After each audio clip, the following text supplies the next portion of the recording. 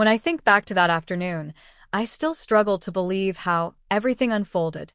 If someone had told me a year ago that a playful moment with my nephew would unravel the threads of my marriage, I would have laughed it off. Life has a strange way of placing us in situations where our choices change everything. My name is Linda. I'm 39, married to Mark for over 15 years, and I had always thought I knew exactly who I was. But the events that started with a simple game of chase in the backyard led me to discover parts of myself I never wanted to confront. It was late spring, one of those golden afternoons where the sun spills warmth everywhere. My sister, Emily, had asked me if I could watch her son, Jason, for the weekend. Jason was 22, not exactly a child who needed babysitting, but Emily was traveling with her husband and wanted Jason to have a place to stay since he was taking a break from college. Jason had always been like family to me, almost like the little brother I never had. He was tall, athletic, and carried that easygoing charm that made everyone feel at home around him. At first, everything was perfectly normal. Jason arrived on a Friday evening with his duffel bag and a grin, thanking me for letting him crash at our place. My husband, Mark, welcomed him too, though Mark was often distant. He worked long hours as an accountant, and lately, our marriage had started to feel like we were business partners sharing a house rather than a couple sharing a life. Still, I didn't think much of it. The next afternoon, while Mark was buried in work in his home office, Jason and I ended up in the backyard. It started so innocently. Jason was tossing a football around, and I teased him about his throwing skills.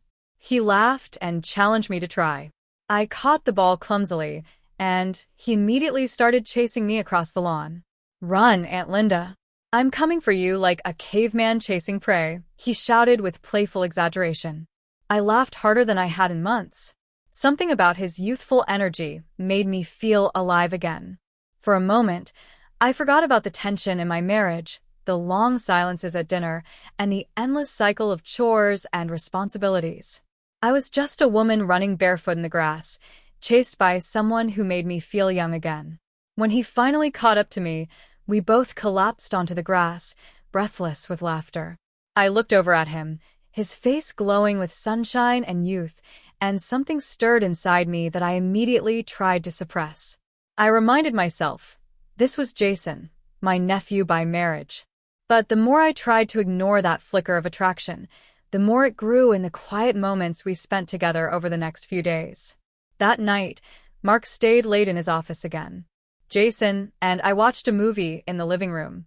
He made jokes throughout, some silly, some sharp, and I found myself laughing in a way I hadn't with Mark in years. When the movie ended, Jason looked at me for a moment longer than he should have. My heart pounded, but I quickly excused myself, retreating upstairs to my bedroom. I lay awake for hours, questioning myself. Why was I feeling this way? Why did I notice his smile, his laugh, the way he carried himself? I told myself it was just loneliness, that I was vulnerable because Mark had grown so distant.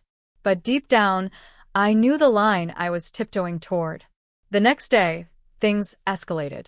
Jason and I were in the kitchen making lunch when he teased me again about running like I was in prehistoric times. "You should have seen yourself, Aunt Linda. You were screaming like a cave woman," he laughed. I playfully swatted his arm, and for a second, our eyes locked. The air felt charged, dangerous even. Later that evening, Mark went out to meet some colleagues for dinner. Jason and I ended up talking for hours on the porch. He told me about his struggles in college, about how he sometimes felt invisible in his own family, about how he admired my strength and kindness. No one had spoken to me like that in years. No one had seen me like that. And then it happened. Jason leaned closer, his hand brushing against mine. I froze, torn between pulling away and giving in. In that single moment, the choice I made changed everything. I didn't stop him when he kissed me.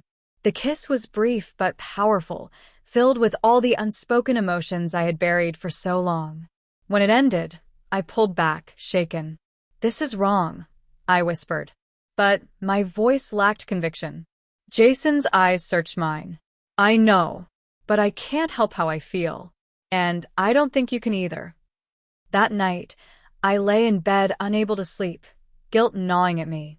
I told myself it had been a mistake, a moment of weakness that could never happen again. But the truth was, the seed had been planted, and it was already taking root. Over the next few days, Jason and I grew closer, sharing more stolen moments, more lingering touches, more conversations that blurred the line between family and something else entirely. And every time it happened, the guilt grew heavier. I avoided Mark more than ever, afraid he'd see the truth in my eyes. But secrets have a way of coming out. One evening, Mark confronted me. His tone was calm, but his eyes were sharp. "Linda," he said, "is there something going on between you and Jason?" My heart dropped into my stomach. I wanted to deny it, to laugh it off as ridiculous. But the guilt was written all over my face. Mark didn't need an answer. My silence told him everything. The weeks that followed were some of the darkest of my life. Mark pulled away completely, sleeping in the guest room, barely speaking to me. Jason went back to college, but the damage was already done. My marriage was unraveling, thread by thread. I kept asking myself why I had let it happen. Was it because I was lonely? Because I wanted to feel desired again? Because I was chasing youth in a desperate attempt to escape the reality of growing older in a stagnant marriage? Maybe it was all of those things. Even now, as I write this, I don't have all the answers.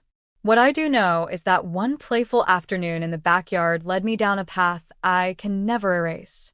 My marriage is hanging by a thread, and I don't know if it will survive. Sometimes I think about that moment Jason chased me across the lawn, laughing and carefree, and I wonder, what if I had just run inside?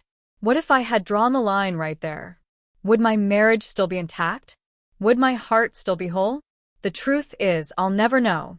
All I have now are the consequences of my choices, the heavy silence in my home, and the haunting memory of a kiss that should never have happened. And that is how something as innocent as a game of chase turned into the most destructive chapter of my life.